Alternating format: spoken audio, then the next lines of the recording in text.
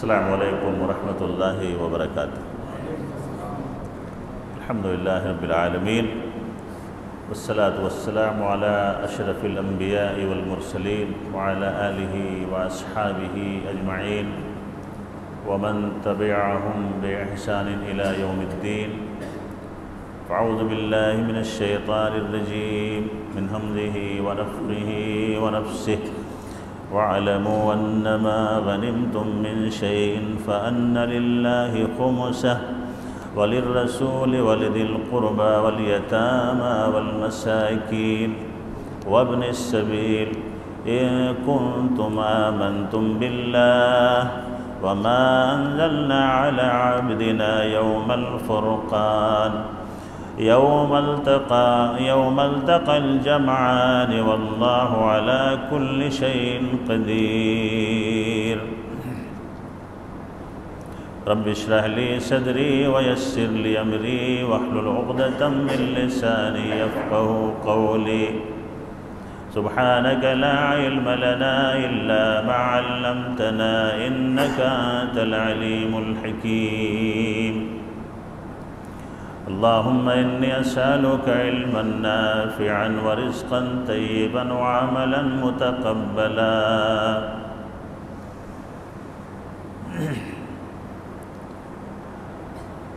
اللہ کے فضل و کرم سے آج 11ویں تراویح مکمل ہوئی، 10واں روزہ مکمل ہوا۔ اللہ رب العالمین ہم سب سے ہمارے روزوں کو قبول فرمائے، اور روزے کا جو مقصد ہے، مقصد عظیم تقویٰ، اللہ کا خوف، اللہ اسے حاصل کرنے کی توفیق عطا فرمائے۔ آپ کے روزے، ہمارے روزے قبول ہوئے، اس کی نشانی رمضان کے بعد آپ سب کو معلوم ہو جائے گی انشاءاللہ، آپ ہی کو معلوم ہو جائے گی۔ اگر رمضان کے بعد بھی آپ کو نماز پڑھنے کے لیے بے چینی لگی رہ رہی ہے، رمضان کے بعد بھی اگر آپ کے اندر ایمان ابل رہا ہے، تو آپ سمجھیں کہ ہمارے روزے کامیاب ہو گئے، اللہ نے ہمیں اپنا ڈر عطا فرما دیا۔ اور اگر یہ معاملہ رمضان کے بعد نہیں ہے تو سمجھیے کہ ہم اللہ سے قریب نہیں ہو سکے۔ تو کوشش یہ رہے کہ ہم اللہ سے زیادہ قریب ہوں، اور اس بات کی دعا زیادہ کریں جسے سورہ آل عمران میں اللہ نے نقل کیا ہے کہ ربنا لا تزغ قلوبنا بعد اذ ہدیتنا وہب لنا من لدنک رحمۃ۔ کہ اللہ ہدایت کے بعد ہمارے دلوں کو ٹیڑھا نہ کرنا، آمین کہیں۔ ہدایت کے بعد ہمارے دلوں کو ٹیڑھا نہ کرنا، ہدایت پہ ہی رکھنا۔ اور یہ مانگی اللہ سے افطاری کے وقت میں، فجر کے ٹائم میں، ایسے اوقات میں جو قبولیت کے اوقات ہیں دعا کے، ایسے اوقات میں اللہ سے ہدایت طلب کریں۔ اللہ ہم سب کو ہدایت نصیب فرمائے اور اللہ کی ذات سے ڈرنے والا بنائے۔ کل کون لوگ جواب دیے تھے؟ کل کا جواب کس نے دیا تھا؟ یہ آپ لوگ لے جائیں، اللہ آپ لوگوں کے علم میں برکت عطا فرمائے۔ چلیے جزاک۔ یہ 100 روپے بہت بڑی رقم ہے، جوابات اچھے آئیں گے اور بڑے تو رقم بڑھے گی۔ کچھ لوگ کہہ رہے ہیں کہ 100 ہی روپے کی۔ کچھ ایسے بھی احباب آئیں کہ مولانا یہ پیسہ آپ ہماری طرف سے انعام دیجئے، اللہ ایسوں کو بھی اللہ کھڑا کرے، ہوگا انشاءاللہ۔ کچھ ایسے لوگ بھی آئیں جو کہیں کہ لیجئے مولانا یہ انعام ہمارے طرف سے دیں، جو جواب دیں، تب مزہ آئے گا نا انشاءاللہ۔ ابھی بہت انعام ملنے والے ہیں اللہ کے فضل و کرم سے۔ آج ہم جن آیات کی تفسیر آپ کے سامنے پیش کرنے والے ہیں وہ پارہ نمبر 10 سورۃ الانفال اور سورۃ التوبہ سے چند آیتیں آئیں گی انشاءاللہ۔ عقائد کے بنیاد پہ آج آیتیں میں نے لی، اور میری کوشش رہے گی انشاءاللہ باقی تفسیروں میں کہ عقیدے والی آیتوں کو ہی ہم زیادہ لیں، کیونکہ عقیدے اگر صحیح ہو گئے تو سارا معاملہ صحیح ہو جائے گا انشاءاللہ۔ عقیدے کی بنیاد پہ ہی انسان ڈگمگا جاتا ہے، بہک جاتا ہے۔ یہ جو آیت کریمہ میں نے تلاوت فرمائی ہے،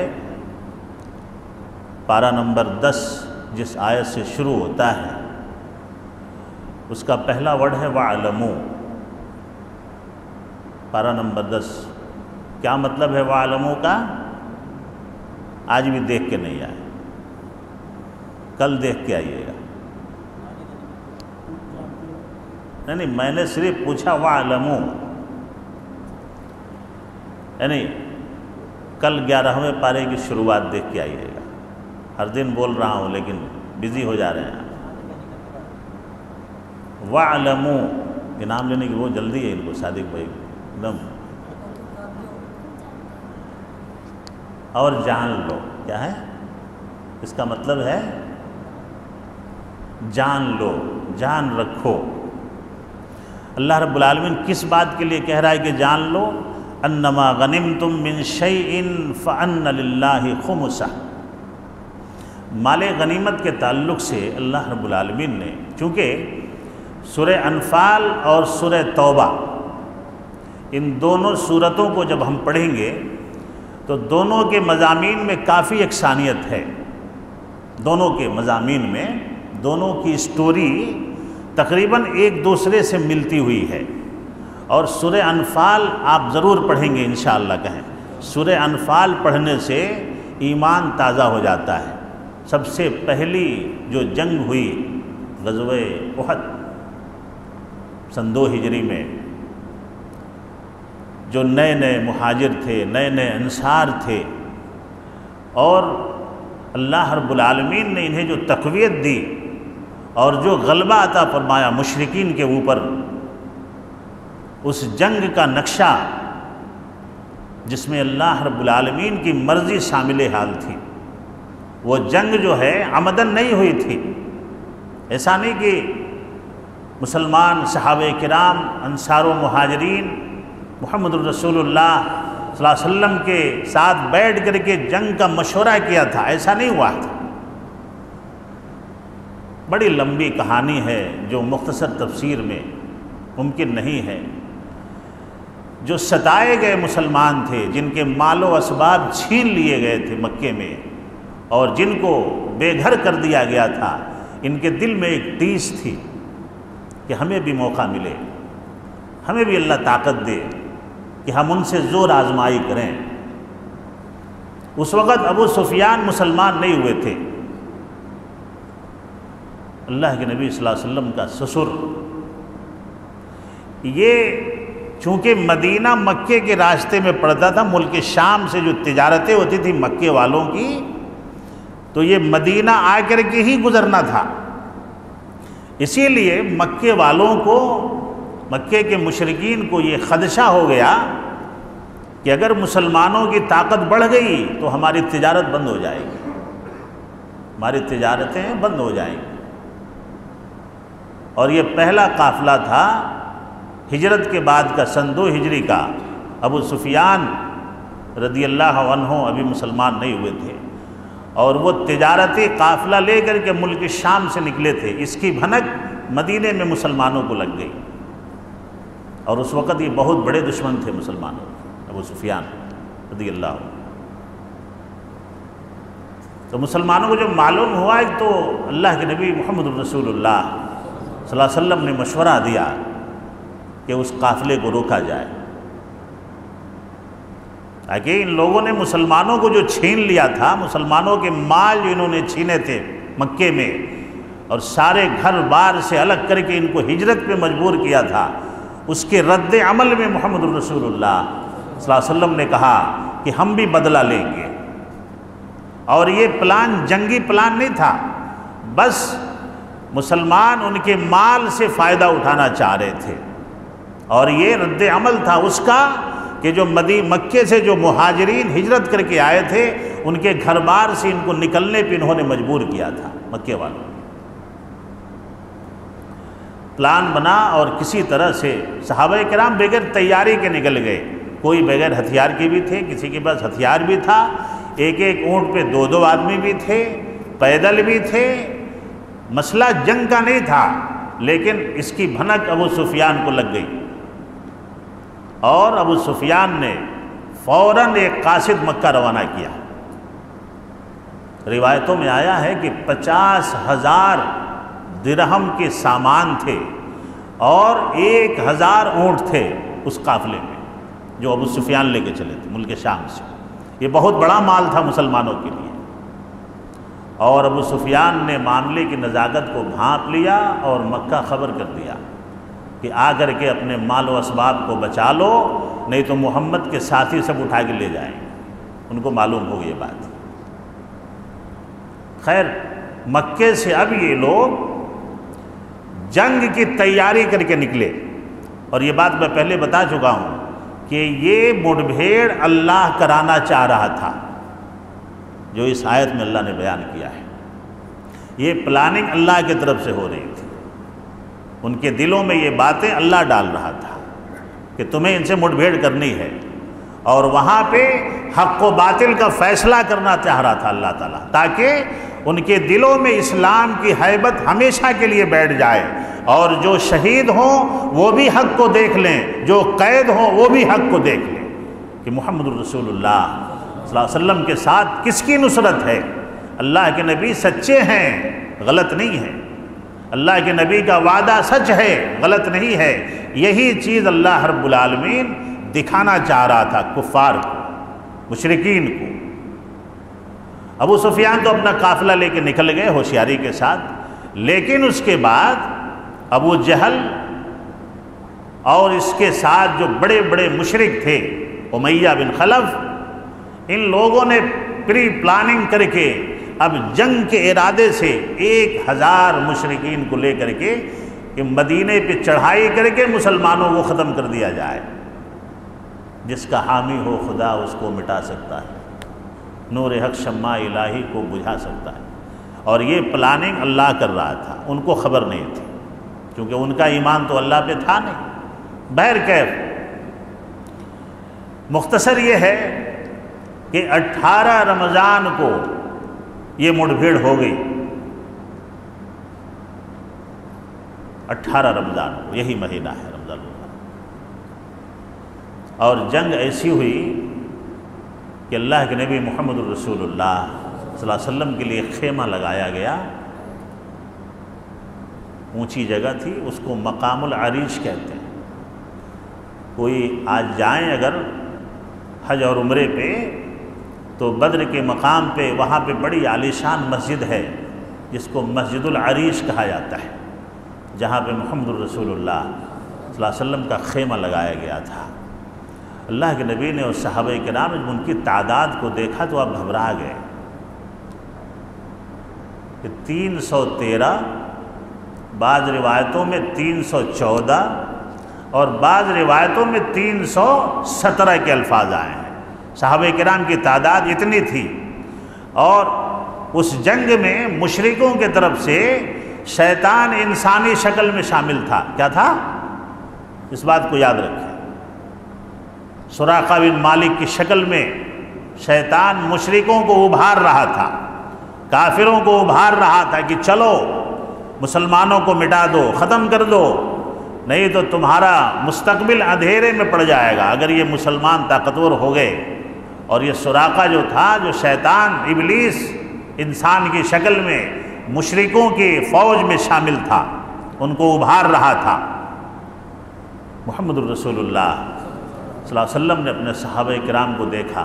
ایک تو مسئلہ یہ تھا کہ ابھی نئے نئے مسلمان ہوئے تھے، ابھی پورے مسائل احکام سے کسی کو آگہی نہیں تھی، اور اگر یہ شکست ہو جاتی، خدا نخواستہ اگر غزوہ بدر میں مسلمانوں کی شکست ہو جاتی، محمد الرسول اللہ صلی اللہ علیہ وسلم کے الفاظ میں نہیں کہہ رہا ہوں، محمد الرسول اللہ صلی اللہ علیہ وسلم اکیلے میں اس خیمے میں دعا میں مشغول ہو گئے۔ جب کہیں شکست ہونے لگے، کہیں ڈر خوف آ جائے، تو اللہ ہمیں دعاؤں کی توفیق عطا فرمائے۔ بہت بڑا ہتھیار ہے دعا مومن کے لیے۔ اللہ کے نبی دعا میں غرق ہو گئے۔ رات کی تاریکی میں ابو بکر صدیق رضی اللہ تعالیٰ عنہ جب خیمے میں گئے، اللہ کے نبی کو خبر نہیں کہ کوئی آیا ہے۔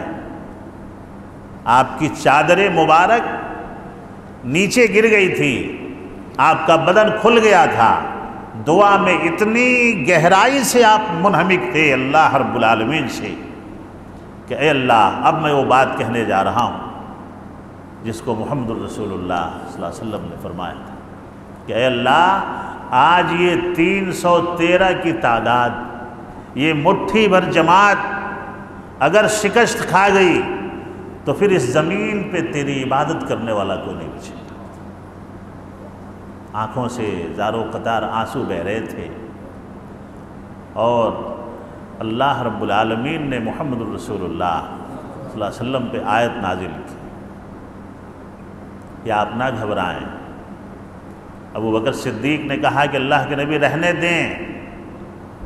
دیں، بہت ہو گیا، انشاءاللہ اللہ ہماری مدد کرے گا۔ یہ ابو بکر صدیق کا جملہ تھا جو محمد الرسول اللہ صلی اللہ علیہ وسلم نے کہا، اور آپ کے چادر مبارک کو اٹھا کر کے آپ کے اوپر ڈالا۔ جنگ ہوئی،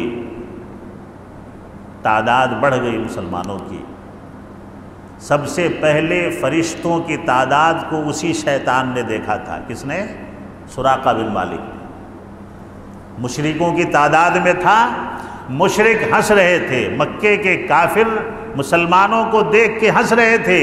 کسی کے پاس ایک لکڑی ہے، کسی کے پاس آدھی تلوار ہے، کسی کے پاس تلوار ہے تو ڈھال نہیں، ڈھال ہے تو تلوار نہیں، اور یہ دیکھ کر کے مشرکین بڑے خوش تھے کہ آج ان کی تعداد ہم ختم ہی کر دیں گے، اور ان کو بڑا گھمنڈ تھا۔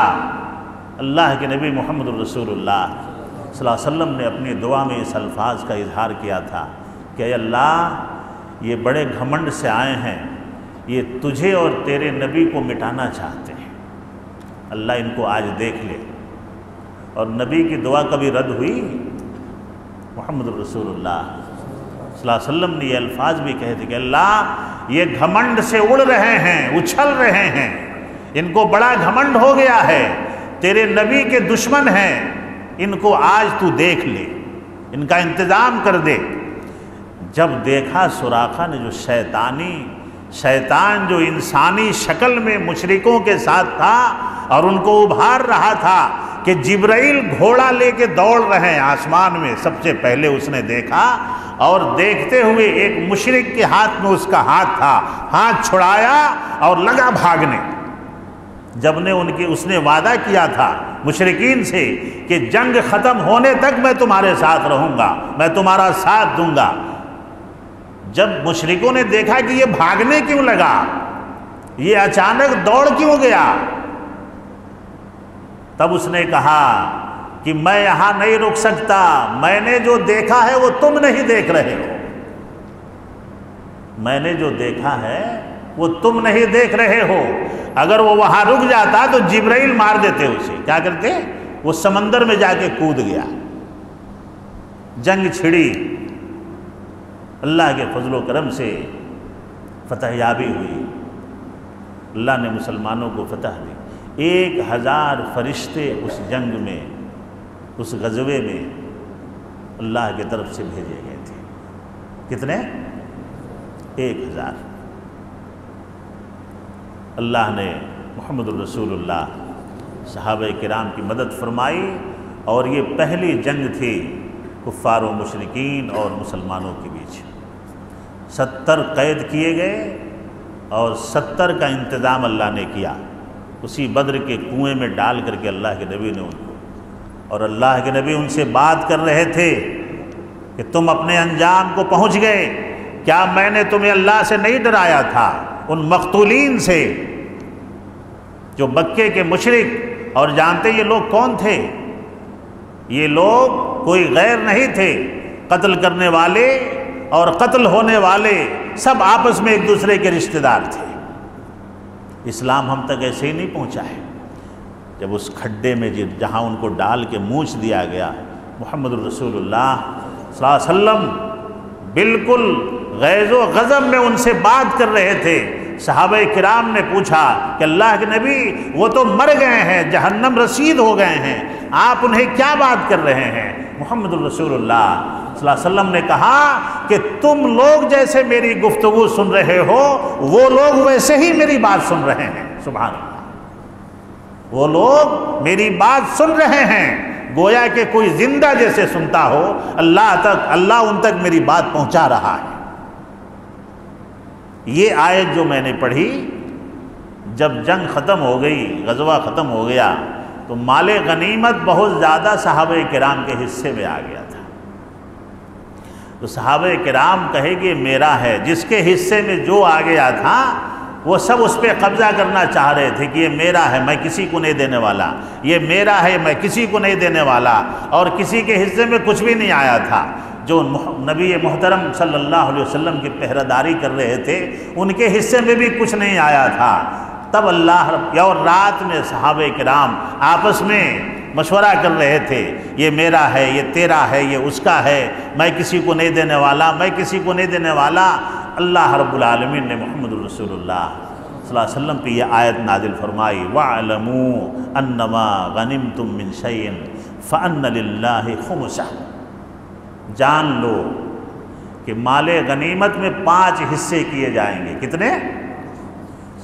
مال غنیمت اسے کہتے ہیں کہ لڑائی ہو، دشمن کو شکست ہو، اور وہ جو مال چھوڑ کے بھاگ جائے، چاہے وہ اونٹ کی شکل میں ہو، گھوڑے کے شکل میں ہو، ہتھیار کے شکل میں ہو، دولت کی شکل میں ہو، نقدی کی شکل میں ہو، خوراک کی شکل میں ہو، عورتوں کی شکل میں ہو، جس شکل میں بھی ہو، غلام کی شکل میں ہو، یہ مال غنیمت کہلاتا ہے۔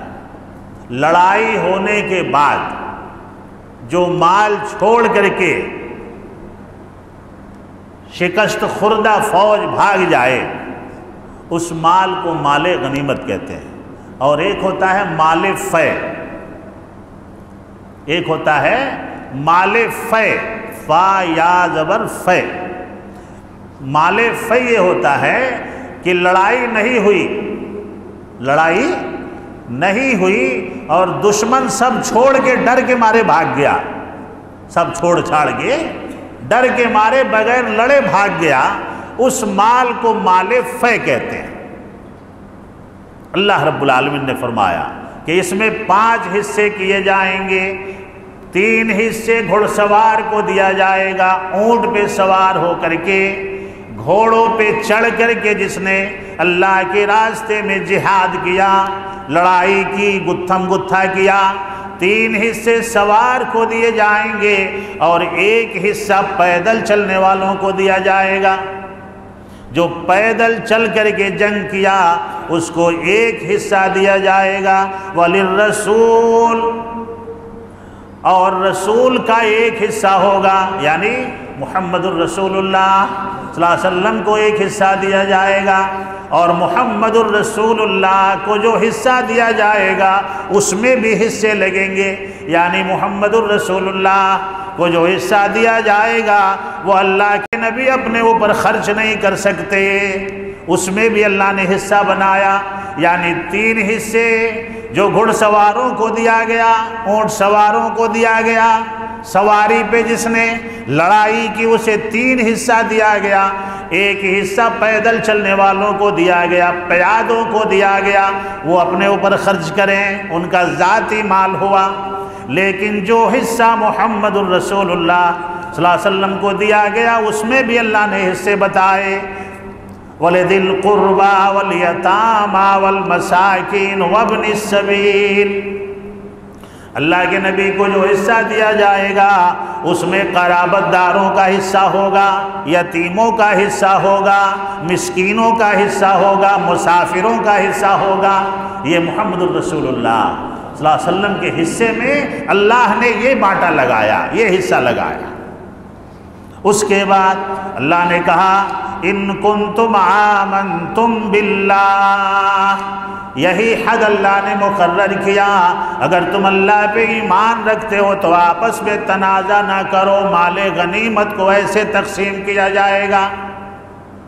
مسئلہ اللہ نے بتا دیا، اور اس کے بعد اللہ نے فرمایا وَمَا أَنزَلْنَا عَلَىٰ عَبْدِنَا يَوْمَ الْفُرْقَانِ۔ آج یہ غزوہ بدر، یہ جنگ بدر کافر اور مومن کے درمیان فیصلہ کرنے والا تھا، اور ہم نے اپنے بندے کے اوپر اللہ کی طرف سے، اللہ کہہ رہا ہے، اور ہم نے اپنے بندے کے اوپر فرشتوں کو نازل کیا، فرشتوں کے ذریعے تمہاری مدد کی۔ جب تم ڈر گئے تھے، تمہارے دلوں میں خوف پیدا ہو گیا تھا، کافر دندنا رہے تھے، تنتنا رہے تھے کہ مسلمانوں کو آج مٹا کے ختم کر دیں گے، لیکن اللہ نے کہا کہ اللہ جسے نہ مٹائے اسے کوئی نہیں مٹا سکتا۔ آج بھی وہی حالت ہے نا، مسلمانوں پہ دانت، کیا بولتے ہیں اس کو، دانت کٹکٹانا، یعنی دانت چڑھانا مسلمانوں پہ کہ مسلمانوں کو مٹا دیا جائے گا۔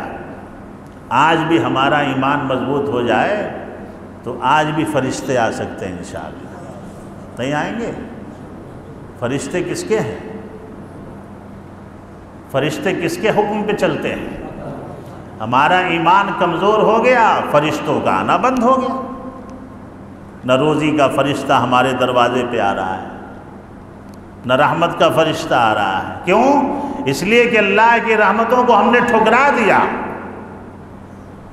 اللہ رب العالمین نے فرمایا ما انزلنا علی عبدنا یوم الفرقان ویوم التقى الجمعان واللہ علی کل شیء قدیر۔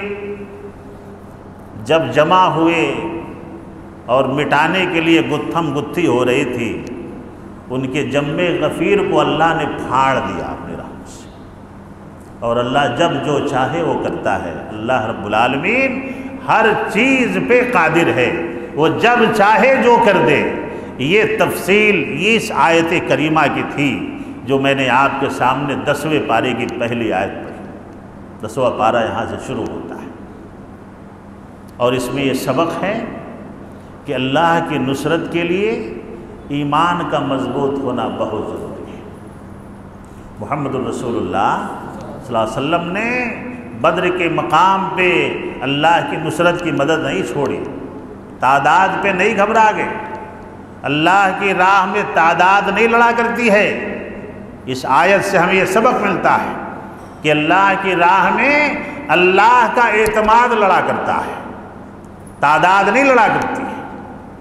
اللہ رب العالمین ہمارے ایمان کو مضبوط کرنے کی توفیق عطا فرمائے۔ اگلی آیت میں اللہ رب العالمین نے جو ہم نے عقیدے کے تعلق سے لیا ہے، وَمَا كَانَ لِلْمُشْرِكِينَ أَن يَعْمُرُوا مَسَاجِدَ اللَّهِ شَاهِدِينَ عَلَىٰ أَنفُسِهِم بِالْكُفْرِ أُولَٰئِكَ حَبِطَتْ أَعْمَالُهُمْ وَفِي النَّارِ هُمْ فِيهَا خَالِدُونَ۔ مشرک مسجد آباد نہیں کرتا۔ مشرک، رمضان کے بعد اس بات کا خیال رکھیں کہ مسجد سے دور مشرک ہوتا ہے۔ کون ہوتا ہے؟ دیکھ رہے ہیں نا کہ کہاں لوگ، بھیڑ کہاں رہ رہی ہے، بھیڑ کہاں رہ رہی ہے؟ عرس میں کی مسجد میں؟ بولیے، بھیڑ کہاں رہ رہی ہے؟ عرس میں کی مسجد میں؟ اور اللہ رب العالمین نے یہ کہا کہ مشرکوں کو مسجد سے نفرت ہوتی ہے، مشرک مسجد میں جانا نہیں چاہتا، مسجد کو آباد کرنا نہیں چاہتا، اور اسی لیے اللہ نے اس کے اعمال کو برباد کر دیا ہے۔ مشرک کا اللہ کی رحمتوں میں کوئی حصہ نہیں۔ شرک سے بچنے کے اللہ توفیق عطا فرمائے۔ مَا كَانَ لِلْمُشْرِكِينَ أَن يَعْمُرُوا مَسَاجِدَ اللَّهِ شَاهِدِينَ عَلَىٰ أَنفُسِهِم بِالْكُفْرِ، جبکہ وہ خود اپنے کفر کی گواہی دیتے ہیں اللہ کے راہ میں، اللہ کے دربار میں، اللہ کے حضور میں شرک کر کے مشرک خود گواہی دیتا ہے کہ میں مشرک ہوں، میں اللہ کا پرستار نہیں۔ سے بات معلوم ہوتی ہے اللہ رب العالمین نے جو بات بتائی اسے احساس رہتا ہے اس بات کا کہ میں مشرک ہوں، لیکن پھر بھی اس کے شرک کی وجہ سے اللہ رب العالمین اسے ہدایت نہیں دیتا۔ بڑے بڑے گناہوں کو اللہ معاف کر دے گا انشاءاللہ۔ اللہ کا وعدہ ہے کہ بڑے بڑے گناہوں کو اللہ معاف کر سکتا ہے اپنی رحمت سے، لیکن شرک کو کبھی اللہ معاف نہیں کرے۔ شرک کو اللہ کبھی معاف نہیں کرے گا۔ مشرک سے بڑا دشمن اللہ کا کوئی نہیں ہے، اس لیے کہ وہ اللہ کے مقابل کھڑا کرتا ہے، اللہ کے مقابل کھڑا کرتا ہے۔ اور یہ قوم، یہ مسلم قوم شرک کی وجہ سے آج ذلیل ہے، شرک کی وجہ سے۔ مسجدوں کو آباد کرنے کی دعوت دینا تھا، ان لوگوں نے مزاروں کو آباد کیا، ان لوگوں نے مزاروں کو آباد کیا۔ آپ وعدہ کریں مجھ سے کہ آپ کے فرینڈ سرکل میں اگر کوئی آپ کا دوست اس بیماری میں ملوث ہے تو آپ اسے سلفیت کی دعوت ضرور دیں گے انشاءاللہ، انشاءاللہ۔ ہاتھ پہ ہاتھ دھرے نہ بیٹھے، زندگی کا کوئی بھروسہ نہیں ہے، کب چراغ گل ہو جائے۔ آدمی بلبلا ہے پانی کا، کیا بھروسہ ہے زندگانی کا، کیا بھروسہ ہے زندگانی کا، آدمی بلبلا ہے پانی کا۔ کچھ اچھے کام کر جائیں۔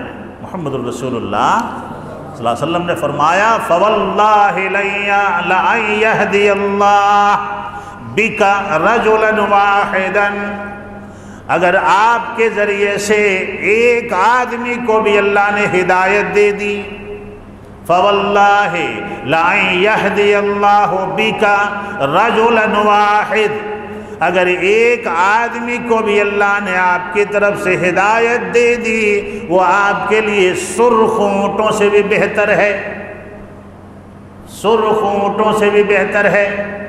آگے اللہ نے فرمایا انما یعمر مساجد اللہ، مسجدوں کو آباد کرنے والے کون ہوتے ہیں؟ مشرک تو آباد نہیں کرتا، تو کون آباد کرتا ہے؟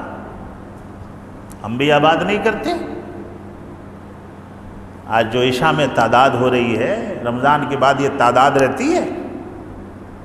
ہم اپنے آپ سے پوچھیں کیوں نہیں رہتی ہے؟ اس لیے کہ ہم نماز نہیں پڑھتے۔ رمضان میں جو تعداد عشاء میں ہو رہی ہے، اللہ تعالیٰ آپ لوگوں کے ایمان میں برکت دے۔ میں پہلی تراویح سے دیکھ رہا ہوں تعداد بڑھ ہی رہی ہے، کم نہیں ہو رہی، الحمدللہ۔ اللہ تعالیٰ آپ لوگوں کے ایمان میں برکت عطا فرمائے، آپ لوگوں کے بیٹھنے کو اللہ قبول فرمائے، آپ کے گھر بار میں، آپ کے بچوں کی صحت میں اللہ برکت عطا فرمائے۔ میں دیکھ رہا ہوں کہ اکثر مساجد میں رمضان میں بھی 5-6 روزوں کے بعد تعداد گھٹنے لگتی ہے، لیکن میں اللہ سے دل سے آپ لوگوں کے لیے دعا کر رہا ہوں کہ اللہ تعالیٰ آپ لوگوں کی صحت میں برکت عطا فرمائے، ایمان میں برکت عطا فرمائے، کہ آپ لوگ اللہ کے ڈر سے آ رہے ہیں، اور یہ ڈر اللہ تعالیٰ قائم رکھے ہمیشہ کے۔ اللہ نے کہا مشرک جو ہے وہ مسجد کو آباد نہیں کرتا، تو مسجد کو آباد کون کرتا ہے؟ انما یعمر مساجد اللہ من آمن باللہ، اللہ پہ ایمان رکھنے والے مسجدوں کو آباد کیا کرتے ہیں۔ ہم سب اللہ پہ ایمان رکھنے والے۔ اور اس کے بعد اللہ نے کہا وَلِيَوْمِ الْآخِرِ، اور جن کا آخرت پہ ایمان ہوتا ہے وہی مسجدوں کو آباد کرتے ہیں۔ یعنی اس آیت سے مسئلہ یہ ثابت ہوا کہ جس کا ایمان اللہ پہ نہیں، جس کا ایمان آخرت پہ نہیں، وہی مسجدوں سے دور ہوتا ہے۔ دیکھیے کتنا بڑا مسئلہ ہے یہ۔ مسجدوں کی حاضری کا تعلق ایک مسلمان کے عقیدے سے ہے، اس کے اسلام اور اس کے ایمان سے ہے۔ یہ کتنا بڑا مسئلہ ہو گیا۔ مسجدوں میں آنا، نمازیں پڑھنا نہ پڑھنا یہ بات الگ ہے، لیکن یہ دیکھیں کہ اس کا سلسلہ کہاں سے جڑ رہا ہے۔ یہ سلسلہ کہاں سے جڑ رہا ہے؟ ایک مسلمان کا مسجد میں آنا، اللہ کے سامنے سجدہ کرنا، اللہ کے سامنے جھک جانا، اس کے عقیدے سے تعلق رکھتا ہے۔ اگر وہ اللہ نے خود کہا ہے اقیموا الصلاۃ ولا تکونوا من المشرکین، نماز پڑھو نہیں تو مشرک ہو جاؤ گے۔ اللہ، کیا ہو جاؤ گے؟ مشرک ہو جاؤ گے۔ اگر نماز نہیں پڑھو گے تو مشرک ہو جاؤ گے، تمہارے توحید کی ہوا نکل جائے گی، تمہارے عقیدے کی ہوا نکل جائے گی۔ لاری میں سامان لوڈ ہوتا ہے تو کس پہ چلتی ہے؟ بس میں ہم بیٹھتے ہیں، ہمارے پاس فور ویلر ہے تو کس پہ چلتی ہے فور ویلر؟ انجن سے۔ انجن بھی ٹھیک ہو، پمپ بھی ٹھیک ہو، گیئر باکس بھی ٹھیک ہو، سب ٹھیک ہو، بریک بھی ٹھیک ہو، کلچ بھی ٹھیک ہو، کیا نہیں تو نہیں چلے گی؟ ہاں؟ اچھا، فیول بھی ہو تب کیوں نہیں چلے گی؟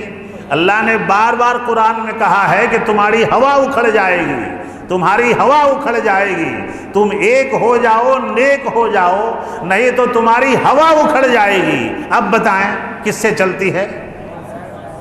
ٹائر میں ہوا نہیں، سب کچھ ہے تو چلے گی۔ اور اسی لیے سب سے نیچے ہوا ہے۔ کیا ہے؟ سب سے نیچے ہوا ہے۔ اللہ نے کہا کہ اگر تم نماز نہیں پڑھو گے تو متحد نہیں بنو گے، اور جب متحد نہیں بنو گے تو تمہاری ہوا اکھڑ جائے گی، پنچر ہو جاؤ گے۔ کیا ہو جاؤ گے؟ ٹائر پھٹ جائے گا، گاڑی نہیں بڑھے گی آگے۔ اللہ نے کہا کہ جو نماز پڑھتا ہے وہ مومن ہے، جو نماز نہیں پڑھتا وہ مشرک ہے۔ اللہ ہمیں زندگی بھر کے لیے نمازی بنا دے۔ اس عقیدے کو میں بیان کر رہا ہوں۔ آگے اللہ نے کہا وَأَقَامُوا الصَّلَاةَ وَآتَوا الزَّكَاةَ وَلَمْ يَخْشَ إِلَّا اللَّهَ۔ نماز پڑھتا ہے مومن، کیا کرتا ہے؟ نماز پڑھتا ہے، زکوٰۃ ادا کرتا ہے۔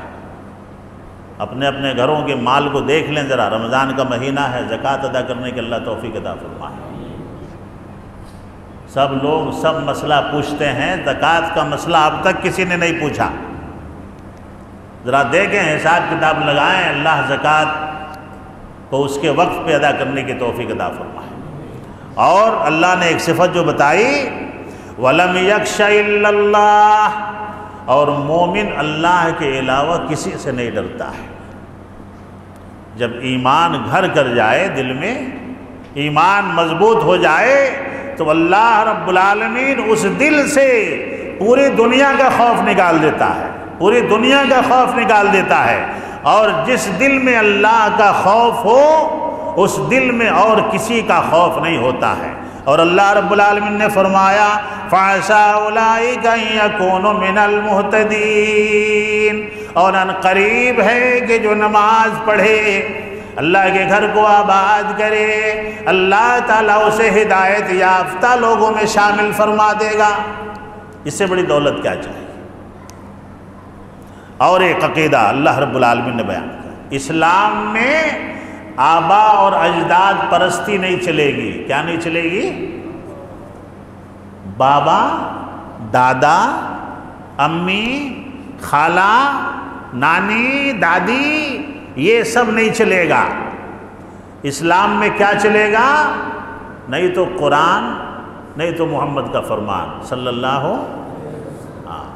یہ دو چیزیں۔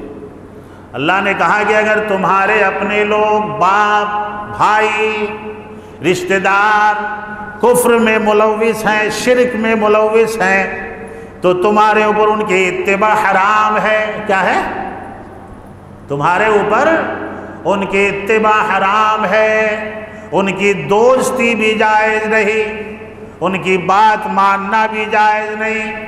اگر تمہارے باپ، تمہارے بھائی لوگ کفر میں، شرک میں ملوث ہیں، تم ان سے علیحدگی اختیار کرو۔ کیا کرو؟ علیحدگی اختیار کرو، چاہے وہ تمہارا باپ ہی کیوں نہ ہو، تمہارا بھائی ہی کیوں نہ ہو، اور تمہارے قریبی رشتہ دار کیوں نہ ہو۔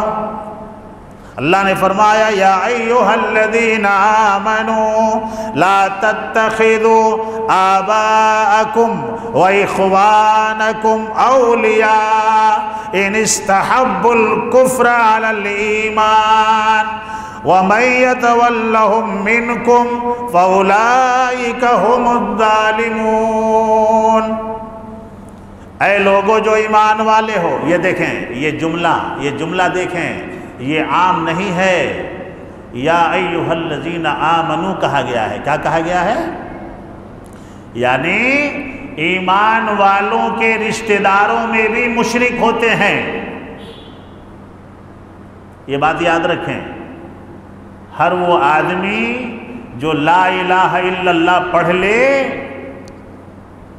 وہ موحد نہیں بن جاتا ہے۔ موحد کے شرائط اللہ نے بیان کیے ہیں کہ اللہ کے سامنے ایمان کا تقاضا کیا ہے، اس کو کیسے پورا کرنا ہے، اللہ رب العالمین نے اسے بیان کیا ہے۔ اور یہ جملہ بتا رہا ہے، یا ایھا الناس نہیں کہا، کیا کہا؟ یا ایھا الذین آمنوا، یعنی ایمان والوں کے اگل بغل میں بھی مشرک رہا کرتے ہیں۔ وہ مشرک ان کا باپ بھی ہو سکتا ہے، ان کا بھائی بھی ہو سکتا ہے۔ اگر وہ لوگ ایمان کے بدلے میں کفر کو پسند کریں، شرک کو پسند کریں، تو تمہیں ان کی اتباع نہیں کرنی ہے، تمہیں کسے پسند کرنا ہے؟ اللہ کو پسند کرنا ہے۔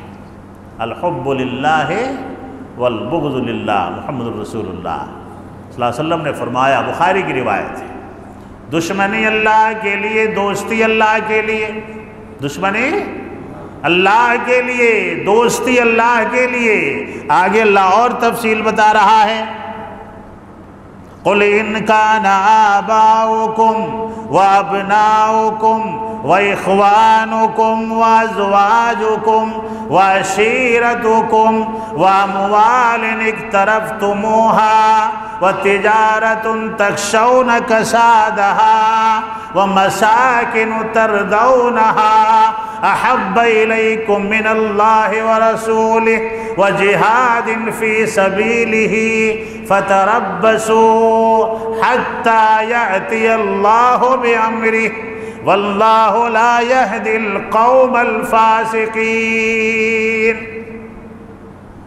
پوری تفصیل ہی اللہ نے بتا دیا، چاہے وہ تمہارا باپ ہو، تمہارا بیٹا ہو، تمہارے بھائی ہوں، تمہاری بیویاں ہوں، تمہارے رشتہ دار ہوں، اگر اللہ کے خلاف بغاوت کرتے ہیں تو تمہیں ان کی اتباع نہیں کرنی ہے۔ یہی ایمان ہے، یہی ایمان ہے۔ اگر باپ مشرک ہے نہیں چلے گا، بیٹا مشرک ہے نہیں چلے گا، بھائی مشرک ہے نہیں چلے گا۔ کیوں اللہ نے نفرت کیا ہے شرک سے؟ کیوں؟ شرک سے بڑا گناہ نہیں، شرک سے بڑا ظلم نہیں، مشرک سے بڑا اللہ کا دشمن نہیں۔ اللہ نے مشرکوں کو اپنا دشمن کہا ہے کہ وہ میرا دشمن ہے جو میری وحدانیت میں کسی کو شریک کرتا ہے۔ شرک کرنے کا مطلب اللہ کے علاوہ بھی کسی کو خدا کہنا، اللہ کے علاوہ بھی کسی کو مشکل کشا کہنا، اللہ کے علاوہ بھی کسی کو مدد کرنے والا کہنا۔ کیا کیا کہتے ہیں؟ غریب نواز۔ کیا ہے یہ؟ کون نوازتا ہے غریبوں کو؟ دیکھ رہے ہیں جملہ کتنا بھیانک ہے۔ کون نوازتا ہے غریبوں کو؟ اللہ کی وحدانیت کو جلال نہیں آئے گا؟ کون ہے غوث اعظم؟ کسے کہیں گے؟ کون ہے دعاؤں کو قبول کرنے والا؟ کہاں سے آئے سب یہ؟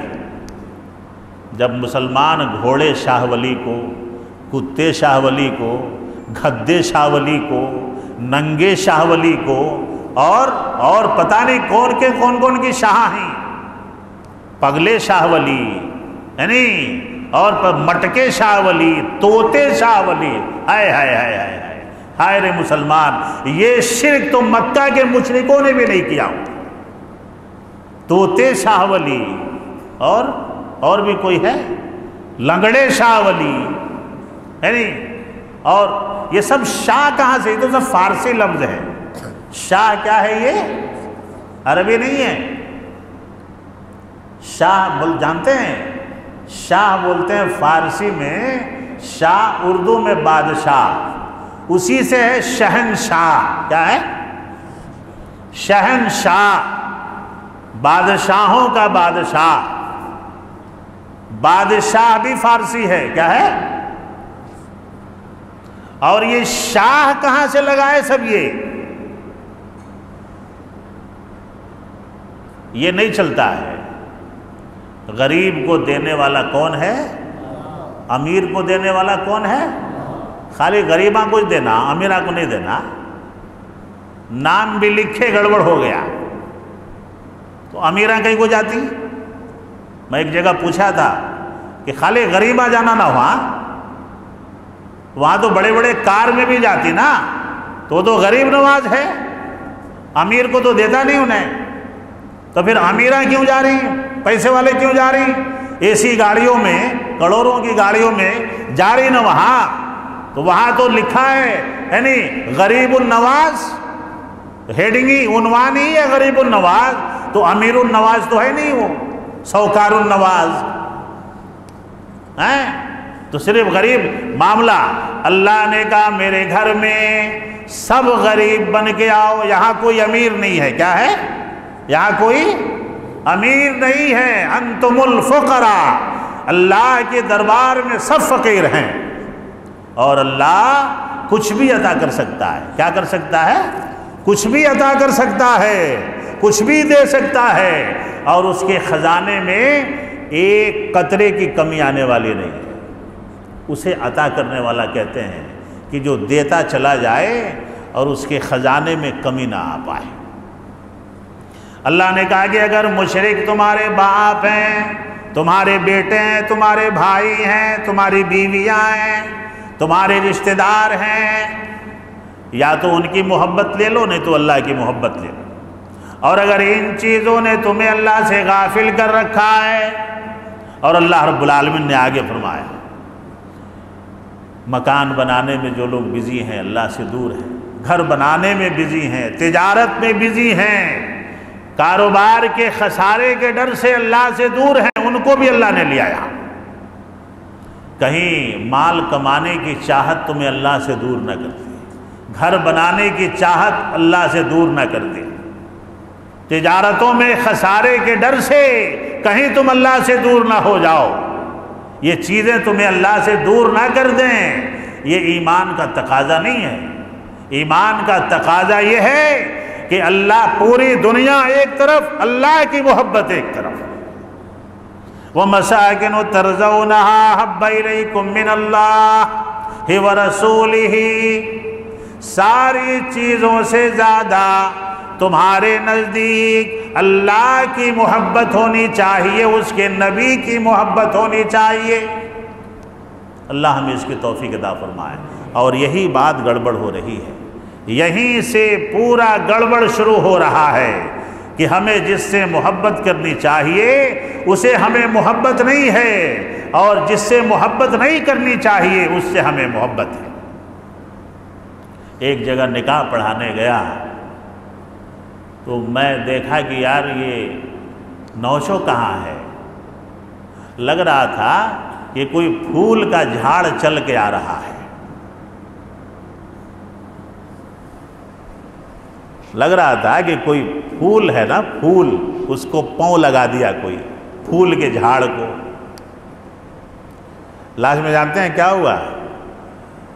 اسے لگ گئی گرمی۔ میں تو پڑھایا نہیں نکاح، میں نیچے آگے بیٹھ گیا، اور کسی حنفی عالم کو میں نے پہلے کہہ دیا تھا کہ اگر پھول پہ سوار ہو کے آئے تو پڑھا دینا۔ یہ ہمارے ملک المور کی ہی بات ہے جہاں میں رہتا تھا۔ تو اسے لگ گئی گرمی۔ جب اللہ کے ڈر سے نہیں اتارا لیکن جب گرمی لگی تو جلدی جلدی اسے سانس لینے بھی جگہ نہیں چھوڑے تھے، سانس لینے بھی جگہ نہیں چھوڑے تھے اسے، سانس کہاں سے لیتا انہیں؟ اس میں یہ قضیہ ہوا، یہ جھگڑا ہوا، یہاں بلّہ کے مسئلے نہیں بولنا، کیا ہے؟ بلّہ کے بولے تو یہاں کیا کی بولتی؟ زیادہ۔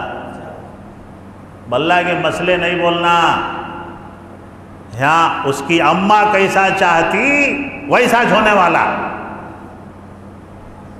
دیکھ رہے ہیں؟ اور نکاح کس سے ہو رہا ہے؟ قرآن کی آیات سے۔ اماں سے نکاح پڑھ ڈالنا، کیا تو بھی ایک بول گو؟ نکاح ہونے کے لیے رب کا قرآن چاہیے، رب کا نکاح، رب کے قرآن کے بغیر، قرآن کی آیت کے بغیر نکاح نہیں ہو رہا ہے۔ لیکن باقی چیزوں کے لیے اماں کیسا چاہتی ویسا ہونا۔ اب بتائیے کہ یہ قوم کہاں جائے گی؟ یہ قوم کہاں جائے گی؟ اللہ نے فرمایا اللہ کی اطاعت کے لیے اگر اس کے آڑے، اللہ کی محبت میں اس کے محبت کے آڑے کوئی آ رہا ہے، اللہ کی اطاعت اور اس کے نبی کی اطاعت کے درمیان اگر کوئی بھی حائل ہو رہا ہے، نہیں چلے گا، چاہے وہ باپ ہو، بیٹے ہوں، بھائی ہوں، بیویاں ہوں، رشتہ دار ہوں، خیش و اقارب ہوں، ان کی باتیں نہیں چلیں گی، اللہ کی بات چلے گی، محمد الرسول اللہ صلی اللہ علیہ وسلم کی بات چلے گی۔ اور اگر تم صرف مکان بنانے میں لگ گئے، اگلی بات دیکھیے کتنی خطرناک ہے، اگر تم صرف تجارت میں لگ گئے، مکان بنانے میں لگ گئے، تجارتوں کو چمکانے میں لگ گئے، بزنس کرنے میں لگ گئے، تم نے اللہ کو چھوڑ دیا، محمد الرسول اللہ صلی اللہ علیہ وسلم کے فرمان کو چھوڑ دیا۔ اللہ نے کہا فتربصوا انتظار کرو، کیا کرو؟ بولیے، انتظار کرو، فتربصوا حتی یأتی اللہ بامری، اللہ کے حکم کا انتظار کرو، اللہ کے عذاب کا انتظار کرو، اللہ کے عذاب سے تمہیں کوئی نہیں بچا پائے گا۔ آج ہمارے اب سمجھ میں آ رہا ہے کہ ہمارے اوپر کون سا عذاب ہے؟ کتنے سو سال پہلے اللہ نے ان آیتوں کو نازل کیا ہے؟ 1400 1450 سال، بولیے کتنے؟ تقریباً اللہ نے ان آیتوں کو نازل کیا۔ اللہ کو چھوڑ دو گے تو تمہیں اللہ کے عذاب سے کوئی نہیں بچا سکتا۔ اگر تمہیں دنیا میں حکومت کرنی ہے، عزت حاصل کرنی ہے، ثروت حاصل کرنی ہے، اطمینان قلب حاصل کرنا ہے، اللہ کے سامنے آنا ہی پڑے گا۔ یہ آیت ہمیں یہ پیغام، اور نہیں تو فاسقوں میں شمار ہوگا۔ کس میں شمار ہوگا؟ فاسقوں میں شمار ہوگا۔ اللہ نے کہا جو اپنے باپ کی مانے، بھائی کی مانے، دلیل دیکھیں عقیدہ ہے، دلیل دیکھیں عقیدہ ہے، اسے عقیدہ کہتے ہیں۔ جو اپنے باپ کی بات مانے، بیٹوں کی بات مانے، بھائی کی بات مانے، بیویوں کی بات مانے، رشتہ داروں کی بات مانے، صرف تجارت میں لگا رہے، گھر بنانے میں لگا رہے، بزنس چمکانے میں لگا رہے، اللہ نے کہا کہ وہ فاسق ہے۔ کیا ہے؟ فاسق ہے۔ اور فاسقوں کو اللہ تعالیٰ کی مدد نہیں آتی۔ واللہ لا یہدی القوم الفاسقین، اللہ تعالیٰ فاسقوں کی نہ مدد کرتا ہے نہ انہیں ہدایت دیتا ہے۔ کل ہی تو میں نے درس میں کہا، شاید کہ کل ہی کی بات ہے کہ کل ہی نہ یہیں پہ کہا میں نے شاید کہ 100 مسلمان میں 5 مسلمان بھی نمازی نہیں ہیں۔ صحیح کہہ رہا ہوں میں؟ بڑی بڑی مسجدیں تعمیر ہو گئیں لیکن اس میں نمازی نہیں ہیں۔ مسجد کا امام نمازیوں کا انتظار کرتا ہے، مسجد کا مؤذن نمازیوں کا انتظار کرتا ہے، کوئی بھولا بھٹکا آ گیا تو پڑھ لیا، نہیں تو یہ قوم چائے خانوں سے جنت میں جانا چاہ رہی ہے، ہوٹلوں سے جنت میں جانا چاہ رہی ہے، چوراہوں سے جنت میں جانا چاہ رہی ہے۔ اللہ تعالیٰ عقل سلیم عطا فرمائے، عقل سلیم عطا فرمائے۔ میرے دوست اور بزرگوں، کافی باتیں ابھی رہ جائیں گی، 11 بج گیا ہے۔ اللہ رب العالمین وقت میں برکت عطا فرمائے، ہے نہیں؟ اور اللہ نے کہا، یہ آیت پڑھ دیتا ہوں جو عقیدے کے حساب سے بڑی بہترین آیت ہے۔ یا ایھا الذین آمنوا ان کثیرا من الاحبار والرہبان، یہ ایک آیت پڑھ کے بات عقیدے کی ہے، سمجھا کے بات ختم کر دیتا ہوں۔ اے وہ لوگوں جو ایمان والے ہو، دیکھیے اللہ کتنی بہترین نصیحت کر رہا ہے۔ اے وہ لوگوں جو ایمان والے ہو، علماء سے درویشوں سے اپنے ایمان کو بچاؤ۔ کس سے بولیں؟ علماء سے، درویشوں سے اپنے ایمان کی حفاظت کرو۔ اب آگے اللہ بتا رہا ہے کیسے علماء سے، کیسے درویشوں سے۔ وہ علماء نہیں رہتے، وہ علماء کی طرح دکھتے ہیں۔ کیا ہے؟ وہ علماء نہیں رہتے، وہ علماء کی طرح دکھتے ہیں، اور درویشوں کا لباس پہن کر کے لَيَأْكُلُونَ أَمْوَالَ النَّاسِ بِالْبَاطِلِ وَيَصُدُّونَ عَنْ سَبِيلِ اللَّهِ، تمہارا مال غلط طریقے سے کھانے کے لیے۔ کل ہی کی بات ہے نا کہ قرآن مت پڑھو نہیں تو گمراہ ہو جاؤ گے۔ کیا ہے؟ قرآن مت پڑھو نہیں تو گمراہ ہو جاؤ گے۔ دو طرح کا نقصان تمہیں کرتے ہیں، یہ دو طرح کا نقصان کرتے ہیں۔ پہلا نقصان یہ کرتے ہیں کہ تمہارا مال کھانا شروع کرتے ہیں۔ اللہ نے کہیں بھی قرآن میں نہیں کہا کہ امت کا مال کھاؤ، امت کے پیسے کھاؤ، امت کی دولت پہ ہڑپو، اس پہ قبضہ کرو۔ اللہ نے کہیں نہیں کہا۔ یہ چلتا ہے پیری مریدی میں۔ کہاں؟ بولیں، پیری مریدی میں۔ پہلے یہ پیر بھی فارسی ہے۔ کیا ہے؟ یہ سب نام یاد رکھیں، یہ عربی سے آئے ہوئے نام نہیں ہیں، یہ فارسی ہیں، اور یہ اس بات کی دلیل ہے کہ اسلام میں گھسائے گئے ہیں۔ کیا کیے گئے ہیں؟ اسلام میں داخل کیے گئے ہیں۔ یہ پیر کیا ہے؟ پیر فارسی ہے، اس کا مطلب ہوتا ہے بوڑھا۔ کیا ہے؟ انگلش میں اولڈ بولتے ہیں۔ کیا بولتے ہیں؟ OLD۔ اولڈ کو فارسی میں پیر کہیں گے، بوڑھا، ضعیف، کمزور۔ اور یہ پیری مریدی کر کے کیا ہوتا ہے بعد میں؟ پیر صاحب جو کہیں گے مرید صاحب وہ کرتے ہیں کہ نہیں کرتے ہیں؟ کرتے ہیں کہ نہیں؟ ارے بھائی بنگلور کے علاقے میں تو میں نے دیکھا کہ ایک قبر کھودتا ہے سب۔ کیا ہے؟ قبر کھود۔ خود اس آدمی سے میری بات ہوئی ہے، میرا مناظرہ ہوا ہے، میری بحثہ بحثی ہوئی ہے۔ قبر کھود کر کے یہ اسلام آیا کہاں سے؟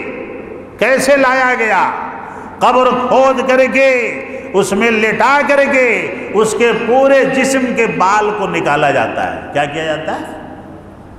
پورے جسم کے بال کو نکالا جاتا ہے، یہاں تک کہ اسے ایک پیالہ پلایا جاتا ہے۔ پیر جو ہے اپنے مرید کو ایک پیالہ پلاتا ہے۔